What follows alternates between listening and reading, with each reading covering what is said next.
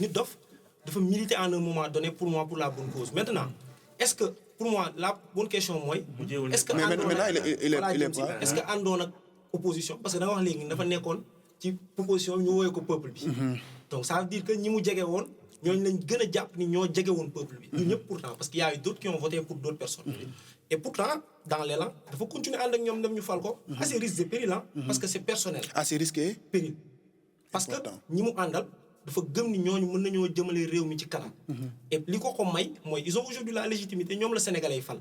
Mais jusqu'à quand bu pari bi réussir c'est-à-dire moom li ko tax a jug. su réussir mais il aura eu raison. Maintenant su échecgee pour man foofu nag la ñuy xoolee taxawaayam moom ñu xool ndax li mu doon xeex. ci dëgg la ko teg. déjà carrière moom day yàqu moom lu ma gëm la mooy Nit Doff amatul carrière. man gëmuma loolu. que moom mu réussir que mu ñàkk ba ñu réussir. on y reviendra. poste bi pour man am na kenn ko gënoon mérité pour dire la vérité. ce que tu penses. man loolu laa jàpp quoi. maanaam dañoo séddoo affaire bi. mais bu fekkoon dañuy li ñu doon woote au début. ne bu ñu faloo. dañuy def appel à la candidature on va choisir les meilleurs profils. Nit Doff est pas le meilleur profil sur ce poste là. Mais est-ce que le bon profil doit forcément reposer sur un diplôme universitaire? Pour moi, Nit Doff, surtout qu'on parle de culture urbaine. C'est-à-dire, moi, maanaam loo xam ni dafa am habitude nekk ay nit yoo xam ne dañuy jóge ci suuf di xësal ba yegg benn niveau bi. ñoo xam ne ci ay master la ñu toog fii ci game bi. ñoo xam ne dañoo soutenir seen i mémoire ci culture. mais ñooñu ñu ngi fi pleinement bëri. mais man xam naa ko am master ci benn domaine. ne ci game bi. mais moo gën a dëng garabu yow. fond des cultures urbaines yi lim ci mos ci ñeenti at yi génn. barki borom Touba. jubante la ñu wax n'est-ce pas bu ko cour des comptes seetsee non mbalaguma. bu ko cour des comptes seetsee suwaay ñu épingle li mu wax nii. donnez vos avis. d'accord ma ci. mais je lui concède ça tu sais pourquoi. dafa am ay raisons woon. ok man ça me dérange pas que Nit Doff nekk ko xam nga lu tax. culture urbaine la ñu jël kuy activé wu ci ay culture urbaine def ko fa PCA. dëkk bi dafa changé avant Macky Sall lañ fi daan def ay président CNG docteur tëb mbër yi est-ce que comprendre nga. Nit Doff ci culture urbaine lay yëngu ñu teg ko ci culture urbaine. maa ne lan lañ. y a pas de souci. ñu baaree ngi toog yor seeni socc wàcc reetaan. pour Nit Doff échec non dama lay wax. ñu weexal seen i bañ quoi. xam Sénégalais noonu lañ mel. donc Nit Doff moo war a xool fu muy teg ay tànkam. xool nu mu koy tegee ci yoon ba nga xamante ni affaire bi ñu ko jox ni nit ñi duñ ci am déception. parce que li la wax moo am. Nit Doff il a mis entre guillemets sa carrière ah. mënoo yor fond des cultures urbaines naan da ngay carrière.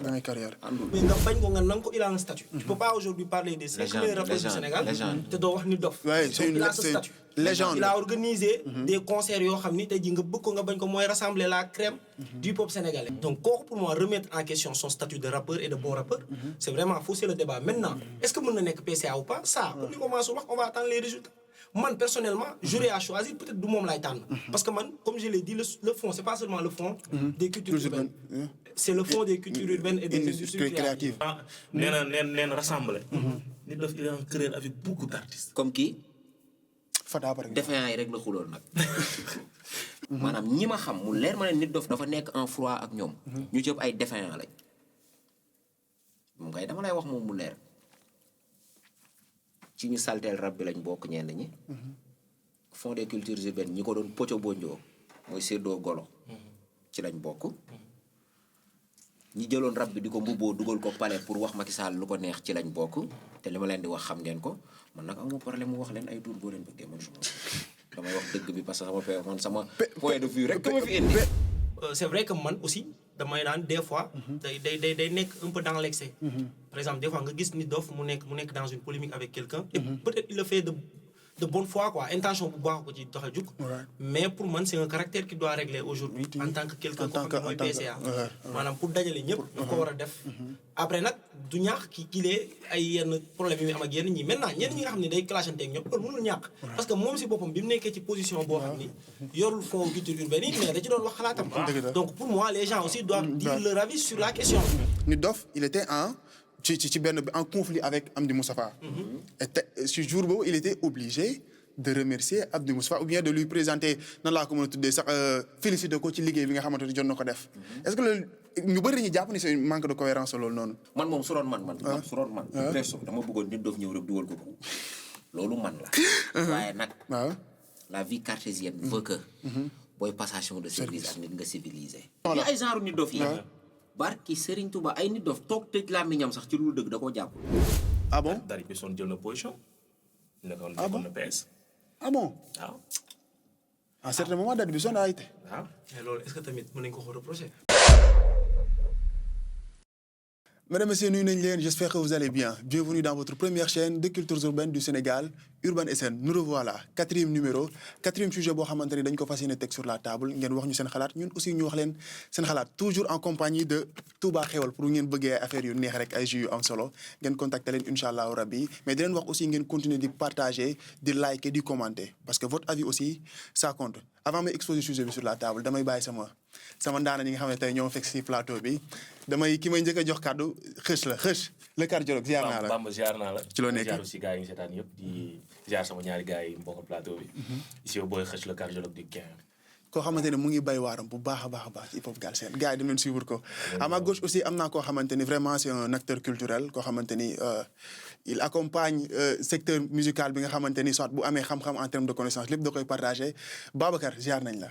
waaw delloo ziar Bamba merci beaucoup si invitation bi déjà. di la nuyu di nuyu ñu fi fekk yëpp. bon man moom bàyyi ma def sama bopp melomaan rek. non acteur nga man dama jàpp ni ñëpp vraiment ay acteurs culturels lañ. voilà ama droite ma am koo xamante ni jaratul présenté fii lay ñëw toog gars yi ngir yàlla ñëw leen plateau fan yéen leen baax rek Mansour ziar nañ la. jaay faay ziar naa leen gars yi. lépp jàmm. muy cool hein. Voilà donc tey sujet bi nous allons parler est-ce que un rappeur doit être engagé politiquement mais avant d'entrer vivement dans le sujet il faut que ñu remettre contexte bi sur la table est-ce que le rap est essentiellement engagé dès le début depuis sa création. lan mooy rap nga expliquer ñu. rap musique club la woon ba muy juddu. tey bu ñuy fàttaliku bu ñuy xool ci historique lan la ñuy wax Kool Herc. Cindy Campbell ci anniversaire. DJing moo jur rap. donc gars yi ba ñuy ñëw ci message lañ ñëw di ko teg ci instrumental. mais message boobu c'était pas un message engagé. donc il a fallu que ñu dem pendant des années après pour ñu mën a gis ni que ni war nañ mën a jàllale message ci kaw instrumental bi mu nekk rap. voilà donc pour man engagement après la ñëw mais à sa naissance engagement amu fa woon. Mansour est-ce que tu partages li nga xamante ne moom la saa yi développé. à 100% kay. Kool Herc DJ sound system la woon n'est-ce pas. donc dañ doon coller drap bal poussière. jël ay MC ay master of ceremony. bal poussière kay. ay master of ceremony ñoo doon animer affaire yi doon freestyle. la preuve Kool Herc premier beat yi mu jox gars yi di ci freestyle ay beatu funk la yu mu leen doon tegal def ko ci ay 2 disques parallèles di leen ko tegal. donc rap au début c'était pas engagé engagement da ko dab. ak ay après ay Public Enemy bi ñëwee Africa Bambaataa affaire yooyu. Zulu Nation. ñoo ci indi engagement mais au début rap pour follow woon fecc yëngal baal après ku ne tëddi mais du woon pour engagement. naan ay Touba xéwal dem tëddi ah. mais Babacar. tey le débat ba léegi day continuer pour ñi nga xamante ni ils prônent l'expression artistique ñoom ils donnent la liberté aux gens de faire leur art comme ni ñu ko sentiree mais. est-ce que rap engagé bi war na jël cette place là ci hip hop boo xamante ci genre boo xamante ne à la base c'était pour se divertir et cetera. bon déjà conforter ce qu'il vient de dire ah. rap bi judduwul ci engagement. moyen d'expression la boo xam ne nit yi nga xam ne ñoo newoon ci ghetto yi. ils ont trouvé que c'était bien pour pouvoir se divertir parce qu'il faut aussi nga dellu ci contexte bi nga fàttali ko ni c'est une période où c'est une Amérique boo xam ni ñu ngi ci ay inégalité raciale. nit yëpp. amuñu moyen d'expression yi ñu amoon te loolu même si tu reviens en Afrique da nga koy gis kenn ku nekk moyen d'expression bi nga am ci ngay dem peut-être blanc yi mënoon nañ ni ñoom mënoon nañ dem def ay sport comme ay karaté à l'époque wala ñu dem def yeneen xeetu musique donc pour pouvoir se divertir les noirs américains ils étaient obligés ñu utiliser moyen d'expression yu mel noonu et comme ils l'ont tous dit ñoom ñaar ñu gis ni que ni ak Kool Herc commencé na ak Bloc Party yi bu ñëw am impact mais après la moo tax rap boobu noonu jékki-jékki évoluer naturellement parce qu'il faut aussi le dire c'est vrai que c'est pas un genre résolument engagé au début mais c'est un genre qui va très vite s'engager parce que wax nañ la ko Kool Herc mais su ma juumul après il y a juste Grand Master Fusion c'est lui qui fait le premier morceau vraiment engagé mu ngi tuddoon The Message su ma juumul The Message et c'est un son en 1983 ou 82 su ma juumul qui arrive et qui lance vraiment les bases de l'engagement du rap après il y a Public Enemy qui vient il y a Africa Bambaataa comme il vient de le dire ak ñeneen mais d'abord son boobu la te son boobu da ngay gis ni sax que ni dans l'héritage c'est un son qui a vraiment inspiré dans de l'engagement mais loolu la moo ko waral et c'est pour revenir à ce que tu disais c'est ça le hip hop parce que xam nga rap dañuy fàtte ni du leneen lu dul intégrante wala catégorie biir hip hop mais dafa am leen lu jiitu ci hip hop loo xam ni dafa judd rek engagé muy graffiti ma graffiti même ci avant bu ñu la wax sax ban période la ñëw mais période boo ko mënti gis da nga daan gis ni que ne dafa mës a virulent graffiti da nga daan gis ni sax dañ ko daan tere parce que dañ koy def ci soit ci train yi wala ñu koy def foo xam ne dañ koy tere c'était une forme d'expression boo xam ne moo gënoon gaaw et ça pouvait toucher presque largement public bi tout à fait souvent dañ lay wax que ni ci mouvement sociaux yi dafa am lu ñuy woowee mouvement social boo xam ni c'est contestataire mais day formel am yeneen yoo xam ne c'est pas le bon mot maa ngi koy wër mais dafa ma réer am yeneen yoo xam ne peut-être c'est non conventionnel voilà et graffiti nag bi mu ñëwee non conventionnel dafa indi ci loo xam ni engagement là man da ngay ñëw jàllale sa message et donc rapidement comme il l'a dit quand on a commencé à placer les mots sur le DJing ak si biti mais dafa jël expression parce que dafa judd ci biir noir américain yi ñu gis ni ñii ñu ngi koy bind te wax bi moo gaaw ñu commencé wax et comme tout art le rap c'est un art boo xamante ne art bu vivante la donc forme d'expression bi pour mu propager wu da doon gën a gaaw mais est-ce que comment le rap ce rap là a été embrassé par les artistes sénégalais ak ban impact la ci am au fil du temps rap engagé bi waaw rap engagé bi waaw parce que il faut que ñu redéfinir nan la rap egsee Sénégal après ban impact la am au-delà de ça même Sénégal sax à ses débuts nekkul woon lu engagé ah il a fallu que ñu dawalaat benn moment aussi pour nit ñi commencer aussi ci jàll message bu baax a baax avec l'arrivée de PBS qui disait que ni du ma PS du ma PDS man la PBS loolu c'était autre chose en fait voilà il a fallu ñu dawal quelques mois parce que bu ñu nee précurseur ñi ko indi ñëw ñu ko woon rek def commencer def message voilà ñoom ils étaient pas engagés mais quelques années après il a fallu que nit ñi ñëw yeneen artistes yi ñëw pour indi que ni carrément engagement daf ci am léegi nag ci gënoon a fës moom mooy Rapadio ñoom ñoo ñëw gën cee fës ok ci engagement soxor indi lyrics yu teg indi coono bi nga xam moom nit ñi dund ne gars yi li ngeen di rap baaxul ñëw leen wax ci askan wi li ñuy dund quoi voilà Mansour si tu partages li nga xamante ne moom la kii wax est-ce que rap bi muy egsi Galsen nekkul ni dafa ñëw rek am benn forme engagement noonu et après rôle bi ça a été quoi est-ce que ñoom ils ont eu benn impact ñi nga xamante ne doon nañu def rap engagé boobu noonu ci Sénégal ak société bi non li mu wax dëgg la en fait fii rap bi engagé wul gars yi ñoo ñëw rek bëgg a métti lu tax ñu naan la engagement rab bi muy commencé fii ñoo kaane yee ci yemoon baal ak foo lañ ko jàppee woon bi ñuy nekk xale son rap yi fi gënoon def it yëpp dara du ci engagement ay mbëggeel sax ci ëppoon ok c'est avec l'avènement de Rapadio parce que il faut savoir que gis nga nit lépp lu ko influencer rek day caractériser après cheminement am y a des gens bi ñuy agsi ci rap daa tombeek Sénégal di riir di tàkk PS nekkoon fi gars yi bëgg mu wàcc ak yooyu les rappeurs se sont engagés et se sont mis du côté de la population transmettre ay messages yoo xamante ni ils se sont comportés comme la voix des sans voix mu permettre leen ñu mën a waxal yenn nit yi nga xam ne seen baat àggul fenn fi comme ñu ngi woon ak micro ak ay baaf lu ñu leen mën a dégloo mais engagement bi ay 98 99 2000 la fi commencé de ak Rapadio avant boobu gars yi dañ doon bëggee de kon à part Rapadio ci jamono yooyu noonu amul woon des rappeurs j'ai pas dit à part Rapadio peut-être amoon na damay bañ def lapsus peut-être amoon na mais li gën a fës man li ma jàpp remarqué ko jàpp ko sama biir xel mi ak bi Rapadio di ñëw époque boobu la rap bi commencé engagé réellement dans la vie sociale activé wu quoi ci faral population bi kaas ak xam nga défendre leen waxal leen seen affaire yooyu Babacar dans le temps est-ce que gis nga ay rappeurs yoo xamante ni ils étaient vraiment engagés ba am impact ci société à part Rapadio bi nga xam ne seetaan nañu ko fi. bien sûr. comme su ma juumul BMG 44 et sa jiitul Rapadio. ok il y a eu d'autres aussi qui ont eu cet engagement en fait. c'est juste encore une fois une question de contexte. pour man affaire yi méttiwul. rap bi comme ni ma ko waxee. bi muy jóge États-Unis di commencer engagé ak grand ministre que j'ai cité tout de suite grand master. après dafa indi ay ñoom Tupac.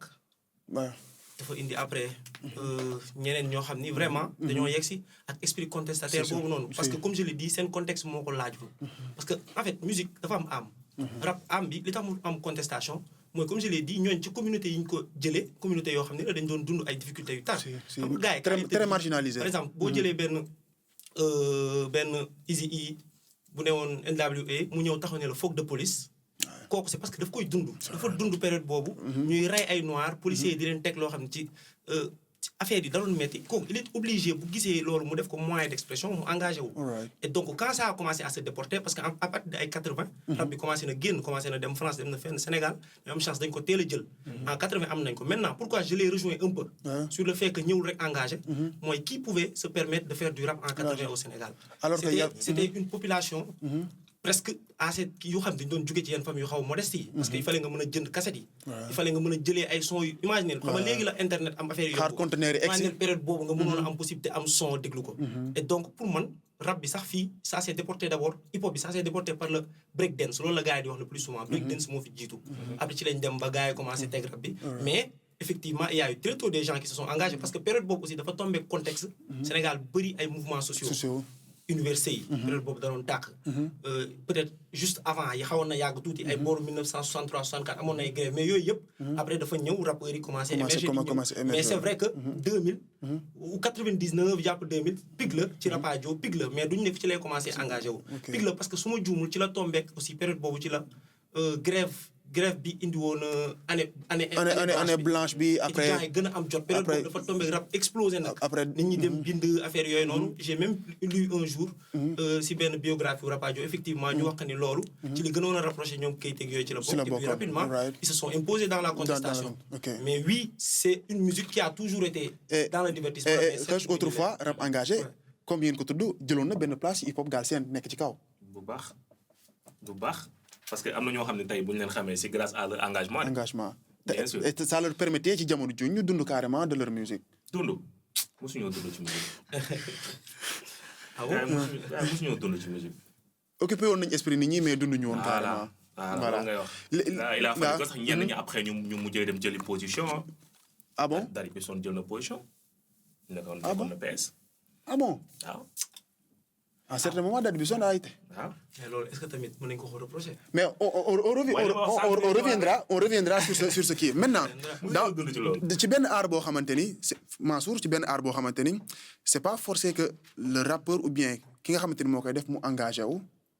est-ce que maintenant ce rappeur là il est obligé d'être engagé politiquement. non parce que. et non. non parce que en fait xoolal kaay ñu waxante dëgg quoi pourquoi rappeur bi war a obligé engagé ci politique pourquoi mu war a obligé fii ku nekk ak li la motivé ba nga dugg ci rap. instant bi am na ay boy yoo xamante ni. Samba Peuzzi moo leen teree nelaw moo leen di influencer peut-être bu ñuy dugg ci rap moo leen ciy dugal ki leen influencer du rappeur bu engagé dégg nga fi may waxee. maa ngi dégg bu baax. am na rappeur yoo xam ne instant bii nii. je sais pas ak bés moo leen influencé.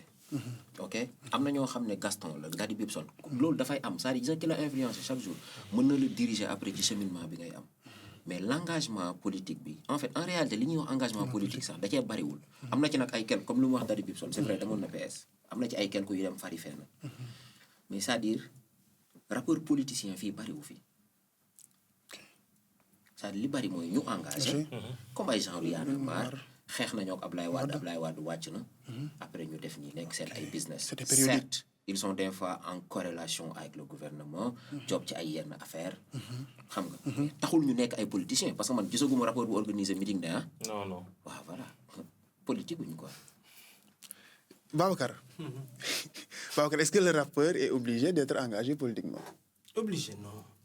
L'art, en soi, pour moi, c'est un engagement personnel. Il y a un juk, ne mo bëgg nek rappeur. Comment la wax ni ngay rabé? Lool pour moi du obligation. Après nak da nga ñëw dans un mouvement comme je l'ai dit qui est né non pas peut-être dans la contestation mais qui a évolué naturellement pour s'y inscrire. Nga ñëw dugg si. Mais aussi il faut pas oublier que ce mouvement a évolué am ay affaires yu ci dugg rap dafa dem ba ci biir jël bouquet bu bari ci capitalisme. Parce que rap li ci neex mooy quand les gens l'ont fait, ils l'ont fait pour une communauté. Cette communauté, elle était assez grande, elle a grandi aussi. Mu permettre mu nekk loo xam ne day neex a jaay. Donc producteurs yi gis ne ah fii kat bu ñu fi dugalee suñu xaalis rappeurs yi ils peuvent vraiment faire ressortir des revenus. Et ça a fait que le rap à un moment donné a fait rêver des gens ñu xam ne ah kon lii man mën naa ci nekk di jàllale sama message. ba pare di nekk ci town bi muy tar. ma génn ci dem ba am sama xaalis boo xam ne dina ma mën a permettre mooy rappeurs yi dugg si. Donc à partir de ce moment-là, c'est vrai que le message il est resté, mais gars yi tamit dañ doon boole waale entertainment bi te entertainment fu mu xas ba dugg industrie ñoom ils ont de petit à petit dem nañ ba fexe ba li nga xam ne moo waroon nekk plateforme bi waroon a indi rap engagé bi ñu dindi ko je donne un exemple simple pour terminer Gangsta Rap par exemple bi mu ñëw ñëpp xam nañ ni c'était un rap purement engagé on a utilisé peut-être l'approche des communautés gangsta bi ñëw wane ni ñoom dañ leen di rey mais au fil du temps dañoo dem ba gis ni gangsta bi c'est le profil qu'on dégage pour te vendre benn 50 cents li tax ni ñun ñëpp ñu bëggoon parce que on le voyait très gangsta affaire yooyu noonu et donc petit à petit nit ñi dañoo dem ba il y a moins de questions sur lesquelles on traite et puis nit ñi di continuer def seen industrie mais pour moi ay ndax dafa war a engagé warul engagé loolu ça importe peu c'est le contenu en fait bu la neexee nga def contenu engagé ba pare di jaay donc c'est un faux débat si on pose sur la table dire que oui rappeur bi li muy def baaxul day son yu mbalax lay def rambax nangam sangam il n'est pas obligé de ça donc c'est un faux débat nekkul jarul sax débat bu ñu teg table bi la sa rambax bu nul engagé alors c'est une question très pertinente bu dee rap ngay def moom rap ngay def dëgg yàlla je pense que kenn war la forcer li ngay def quoi parce que rap à la base musique la quoi avant tout donc c'est pas forcé que da nga war a engagé léegi nag yow yaa xool li nga xam ni man li ma yàgg di wax rek gis nga ci musique lañ nekk kenn ku ne da nga xool li la arrangé nga def ko te ñu mayante jàmm ko wax mayante jàmm loolu kese la léegi Mansour pour un rappeur boo xamante ni il part de la contestation comme ni ko Babacar doon waxee mais à prendre position est-ce que problème du am. non conflit d'intérêt du am. non loolu bokkul. parce que jël position problème mu Sénégal la rap problème mu musique la man mii jëloon naa position port laay liggéeyee. tout comme inspecteur impôt domaine yi. ñoom Sonko ak Diomaye jëloon nañ position. domaine la ñuy liggéeyee. ok tout comme yow mii mënoon nga jël position urban SN nga nekk. loolu jotewul dara ak musique. da ngaa xool dëkk bi. gis lu la fi arrangé wul nga jàpp ne position bi nga am nga benn influence ak benn voix boo xam ne soo ko waxee dina résonner pour plus de 1000 personnes ou 2000 ou plus même nga def ko loolu jotewul dara ak musique man xam naa fecckat bu bokkoon ci xeexu Sonko bi fecckatu Wally Seck la fecc lay def mbalax day dem marche manifestation snap ko sànni xeer ba affaire yi jeex Sonko falu mu dem États-Unis donc l'engagement n'est pas hip-hop du hip-hop kese ko moom. ok nit ñee engagé woon ci xeexu dëkk bi. jàppale dëkk bi xeexal ko waxal ko ça n'a rien à voir avec hip-hop. juste que nag rappeurs yi ñoo gën a ñeme bu ñu engagé woo fësal ko loolu moom am na. ñoo ko gën a ñeme. population sax dañ koy réclamer. voilà population bi sax dañ la koy réclamer quoi. këf leen ma de bu ngeen bëggee këf leen ma de ngeen mais waaw artistes yi di jël position. voilà surtout rappeurs yi quoi. ndax dañ naan rap ñoom li ñu ko jàppee. musique bu dëgg la. donc bu dëkk bi méttee da nga war a génn féete ci population bi. même sax même yeneen artistes yi parce que boo seetloo xoolal bu baax par exemple da ngay gis ne temps yi mu am ay mort émeutier ak affaire yooyu yëpp même yeneen artistes yeneen branche sax dañ leen naan nit ñaa ngi dee wala ay influenceur wala ay comédien wala dara nit ñaa ngi dee ngay comédie nit ñaa ngi dee ngay faale woo ñu dañ la koy wax. mais aujourd'hui tey nous avons un cas comme Nit Doff qui bi nga xamante ni il était avec la population dans l'opposition avec Pastef tey il a pris benn poste. est-ce que tey loolu du indi conflit d'intérêt par rapport ak ni ko nit ñi est-ce que du indi tamit benn mauvaise posture tey bu génnoon war a wax par exemple population bi am problème mu war a génn def comme na nga ko doon defee est-ce que dina nekk dans la bonne posture pour génn def loolu. le président nomme aux emplois civils et militaires moo xool ba mu neex ko mu gis ni Doff doy na ko mu fal ko après par rapport à ce qu'on disait depuis tout à l'heure oui rap bi dafa war a engagé warul engagé mais rap bi dafa judd ci engagement quoi loolu mënoo ko tere hip hop mu ñëw juddu c'est vrai que bi muy juddu comme on l'a dit dafa am beneen plateforme bu mu indi mais au fur et à mesure li installé wu ci bopp nit ñi mooy rap bi dafa engagé wu donc nit ki bu demee ba nekk ci hip hop boobu comme j'ai dit nag am nga droit def li la neex mais principalement les gens attendent à que tu sois engagé maintenant Nit Doff pour moi c'est quelqu'un qui a milité pour l'engagement politique après nag dans l'engagement politique pour moi il faut aussi qu'on puisse délimiter très tôt le débat pour bañ a juum parce que tout à l'heure il disait quand on parle de rappeur engagé politiquement non pour moi un rappeur engagé politiquement c'est un rappeur qui traite sur tous les sujets de société et sur tous les sujets qui peuvent faire affaire avec la politique publique. Politiquement. Voilà mais bokkul ak un rappeur qui décide d'être partisan les termes sont importants on peut militer sans pour autant être partisan Nit Doff dafa militer en un moment donné pour moi pour la bonne cause maintenant est-ce que pour moi la bonne question mooy est-ce que est-ce que àndoon ak opposition parce que da nga wax léegi dafa nekkoon ci proposition ñu woowee ko peuple bi donc ça veut dire que ñi mu jege woon ñooñu lañ gën a jàpp ni ñoo jege woon peuple bi ñu ñëpp pourtant parce qu'il y a eu d'autres qui ont voté pour d'autres personnes et pourtant dans l'élan dafa continuer ànd ak ñoom dem ñu fal ko à ses risques et périls parce que c'est personnel à ses risques et périls parce que Important. ñi mu àndal dafa gëm ni ñooñu mën nañoo jëmale réew mi ci kanam. et li ko may mooy ils ont aujourd'hui la légitimité ñoom la Sénégalais yi fal. mais jusqu'à quand bu pari bi réussir c'est-à-dire moom li ko tax a jug. su réussir mais il aura eu raison. maintenant su échecgee pour man foofu nag la ñuy xoolee taxawaayam moom ñu xool ndax li mu doon xeex. ci dëgg la ko teg. il a senti à un moment donné que ñi mu gis. mën nañoo jëmale réew mi kanam mu jël position et loolu c'est pas moom kese moo ko def. boo demee États-Unis traditionnellement. les rapports sont avec les démocrates. à un certain moment benn kenn Les yoo ci rapports sont bëggoon avec les na fi démocrates. possible nekk président. donc gis nga boo demee États-Unis traditionnellement les rappeurs sont avec les démocrates xam nga États-Unis amul par exemple ay politique classe sociale. il y a les démocrates et les républicains dañoo jàpp ni ñoom ñëpp ils font du capitalisme. mais on sent que démocrates yi ñoo gën a jege peuple yi pour ñoom. et fii loolu la woon parce que Pastef li mu doon def dafa xawoon a jege nationalisme. donc nit dof bu ciy dugg day mel ni c'est le même discours que le rap. parce que boo seetloo li Pastef doon prôné c'est presque le même discours que le rap. Ok. donc bi mu ci duggee dafa jàpp ni loolu la rek pour Tey, man. il a soulevé quelque chose d'important. L'occupation de cette poste de ce poste-là a ses risques et ses c'est péril. lan mooy doon péril bi. nii. déjà carrière moom day yàqu moom lu ma gëm la mooy nit doo amatul carrière man gëwuma loolu. que moom mu réussir que mu ñàkk ba ñu réussir. On y reviendra waaw. parce que tey déjà rek mu jël poste de responsabilité bi rek. moom commencé na def jox boo xam ay noonu. fans yu bëri commencé nañ ñi nga xam ni. ay fansam la ñoon mais ànduñoo ak moom ci projet bi. ñooñu déjà perte na leen ñooñu waxatuñ ko. peut-être avantage yi mu fi am. dootu ko permettre sax mu mën a continuer def musique am parce que tey liggéey la jox quoi pour man. et poste bi pour man am na kenn ko gënoon mérité pour dire la vérité. Ce que tu penses. man loolu laa jàpp quoi. parce que lii nii xam nga comme nan la. ñun ñoo àndoon dem boutique ba. ñu may ñu benn tablette nen. ñu ñibbi si ma xam ne ñun ñaar ñoo àndoon dama yëkkati 10 nen jox la ne la bàyyi géral affaire u cër la. maanaam dañoo séddoo affaire bi mais bu fekkoon dañuy li ñu doon woote au début. ne bu ñu faloo. dañuy def appel à la candidature on va choisir les meilleurs profils. Nit Doff est pas le meilleur profil sur ce poste là. C'est son avis et ce qu'il a développé tey mais nous allons revenir sur par exemple si ces périls-là am na ñoo xamante ni ils étaient avec Nit Doff mais tey ils sont contre lui. Comme qui? Mais il y a des gens yoo xamante ni ils sont. C'est qui les gens? mais les gens sont il y a des gens yoo xamante ni les personnes yi nga xamante ni il bokkoon na ci ñi nga xam ne ñoo ko doon support tey da ngay gis ci ñoo xamante ni ci commentaire dañu naan oui Nit Doff waroon muy jël poste et cetera comme tey benn xës bi nga xamante ni nee na d'accordul ci Nit Doff jël poste boobu noonu. waaw xam nga fii POV la tudd. nit moom da nga am droit am fi sa avis. waaye that's POV gars yi POV là n'oubliez pas. li mu wax nii donnez vos avis. d'accord ma ci. Ouais. mais je lui concède ça tu sais pourquoi. dafa am ay raisons woon. ok. man ça me dérange pas que Nit Doff nekk ko xam nga lu tax.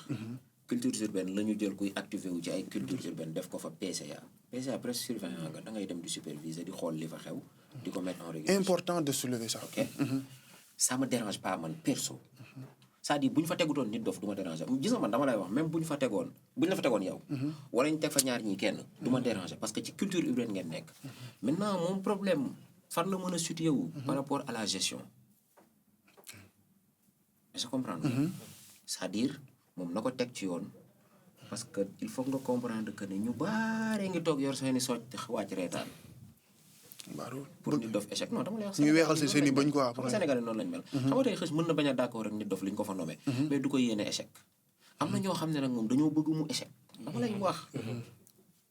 dañ la koy sax wax. quand t'entends le discours de Fata. tu sais que lui il est là à s'attendre malignement. que le gars là échoue. pour que je puisse l'ouvrir grandement tu vois. donc Nit Doff moo war a xool fu muy teg ay tànkam xool nu mu koy tegee ci yoon ba nga xamante ni affaire bi ñu ko jox ni nit ñi duñ ci am déception sama genre gii nga xam ne bañuñu ko liñ ko jox bañu dérangé wu leen bañ ci am déception genre xës bii nga xam ne moom d'accordu ci parce que am na ay raisons suba bu ko Nit Doff réussir mu ne kon je m'étais trompé c'était le bon profil loolu c'est à Nit Doff de le faire. ok donc il a en ce moment benn challenge lañ teg ci moom il faut mu. parce que li mu la wax moo am Nit Doff il a mis entre guillemets sa carrière mënoo yor fond des cultures urbaines naan da ngay carrière. àndul. Babacar tout à l'heure ne nga d'accord ci lu ñu wax carrière am mënul nekk en pause bu nekkee muy occuper poste boobu ba léegi. non xëy waxul sànq pause. non carrière bi yàqu na la.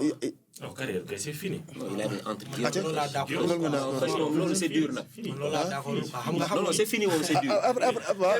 comme vous dites depuis tout à l'heure c'est son point de vue et surtout pour man argumenté na ko li bon mooy wax ba bare sànni noonu. mais pour man il a argumenté jàpp na ni Nit Doff il n'a pas peut-être assez de compétences pour mën a dem yori ji PCA. loolu pour man c'est un avis. est-ce que carrière am bi yàqu na non gëwuma loolu. pour man déjà carrière day am ay moment yoo xam sax da nga koy gérer. nit dof rek moment bi mu nekkee prison yëpp génnewul. déjà avant loolu rek après The Best bi est-ce que nit dof génnewaat na. déjà avant The Best gëjoon na génne. te pourtant teewul il existe toujours. mu ngi doon génnee mais ci live yi. waaw maanaam deful projet quoi si waaw dama lay charmer rek. donc nit dof pour man. aujourd'hui fi mu yegg ci rap. day sentir rek ñëw après il apporte toujours sa contribution.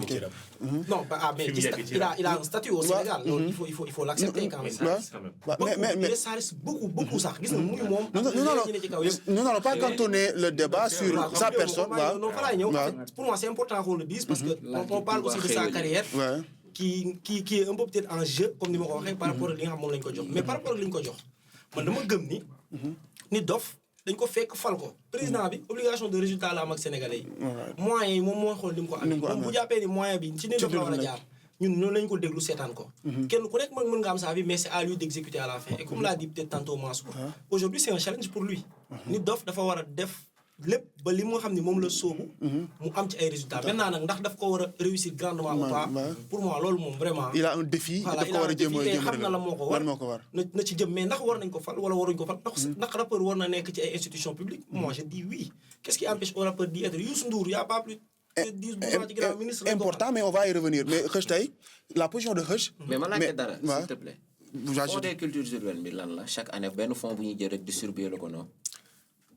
oui bu ñu distribuer PCA bi c'est pour. loolu la non mais attends on va y revenir on va. mais dina ci ñëw mais dina ci voilà c'est pas que pour les cultures. non am na leneen luñ ci yokk dama ko fàtte. industrie créative yi mais dina ci pour attends non je veux pas mais bëgguma affaire yi on va revenir sur ce point là parce que occupation poste boobu noonu c'est important mais il faut ñu ñëwaat foofu noonu. léegi non mais attends rek tey Heuch il n'est pas le directeur aussi comme il l'a dit. waaw mais gars yi tey indaale nañ mais kii leen ci Touba xéwal ngeen wax non jël leen Mansour man dama naan moo tax sama xel mi ñëwaat question bi ñëw dégg ma ci laalee léegi mais bëgguma ñu tëb loolu en fait dama bëgg a xam ndax problème bi séddale bi la du séddale la fonds de culture urbaine moom lan la war a def après superviser séddale bi bu ñuy jox gars yi ku nekk sa mooning quoi ñi nga xam ne éligible nañ pour recevoir financement seen ay projet n'est-ce pas. mais est-ce que moom day séddale ren. non mais attends oui ma parce que bëri day yoruñu.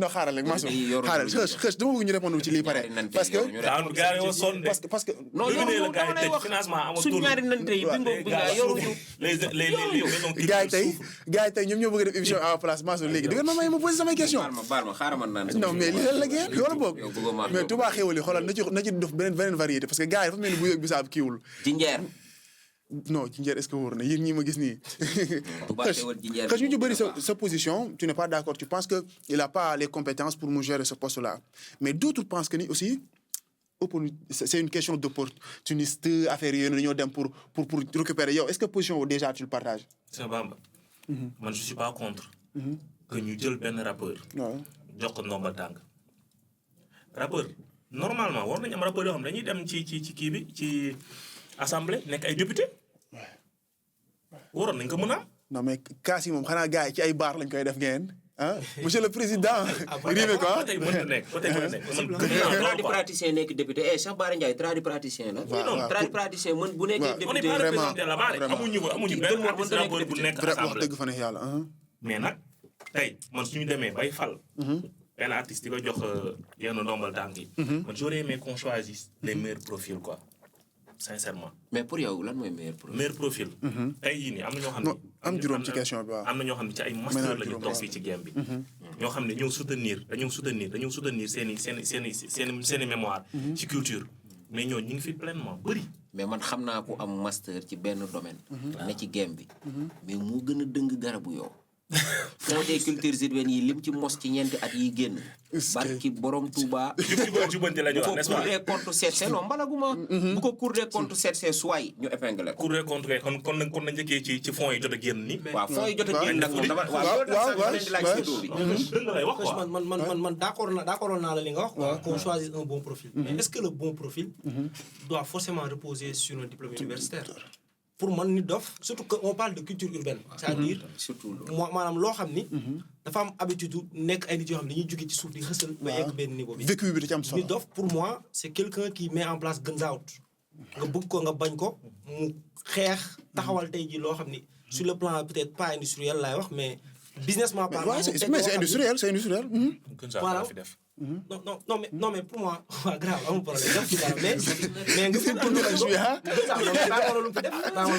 je suis pas en train de défendre Nit Doff, peut-être même on a même le même avis si affaire PCA bi. Mais juste que pour moi, ni nga ko bëgg a jëlee noonu non diplôme c'est vrai que les diplômes c'est important pour légitimer ñi ngay jël. Mais pour man jël ay nit yoo xam ni tamit woon nañ la compétence lu am solo la surtout ci genre affaire yi nga xam ni. Tu as besoin peut-être d'acteurs culturels forts. Guns Out lu mu fi def. Guns Out ils ont été derrière le Chauve d'ailleurs.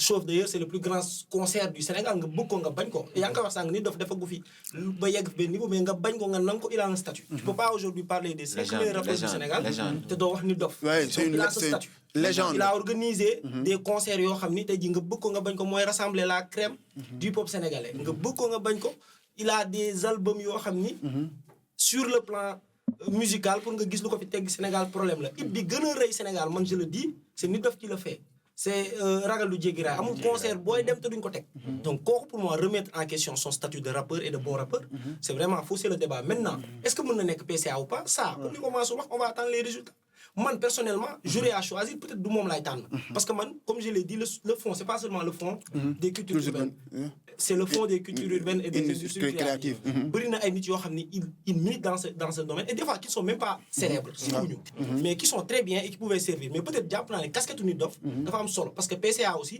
mën na nekk koo xam ne day rassembler ay nit mais est-ce que moom la waroon nekk waa nañ xaar ba vers la fin xëcc rebondiral waaw ñu bàyyi ko rebondiral solo nee na rassembler. Nit Doff il est en querelle avec beaucoup d'artistes. comme qui Fada par exemple. défaillant yi rek la xuloon nag. mais li ma wax moom il considère que ñee ay défaillant lañ. ma ni. waaw non mais vas-y non on laisse mu terminer waaw. moo défaillant bi ma wax man. waaw dama respecté sa POV. sama pauvre. kayit boobu kayit yi moo ko may xaaral ma wax la man Nit Doff ñi mu xuloon man ci game bi waxuma ñëpp. Sénégal moom du seen nopp yee baaxu. waxuma ñëpp de. la plupart. maanaam ñi ma xam mu leer ma ne Nit Doff dafa nekk en froid ak ñoom. ñu jëpp ay défaillant lañ. moom kay dama lay wax moom mu leer. ci ñu salteel rab bi lañ bokk ñenn ñi. Fonds des cultures urbaines ñi ko doon poco bonjoo mooy séddoo golo. ci lañ bokk. ñi jëloon rab bi di ko mbubboo dugal ko palais pour wax Macky Sall lu ko neex ci lañ bokk te li ma leen di wax xam ngeen ko man nag amoo problème mu wax leen ay tur boo leen bëggee man damay wax dëgg bi parce que sama point de vue rek ma fi indi. POV moom mu ngi nii. c'est pas mon rappeur préféré.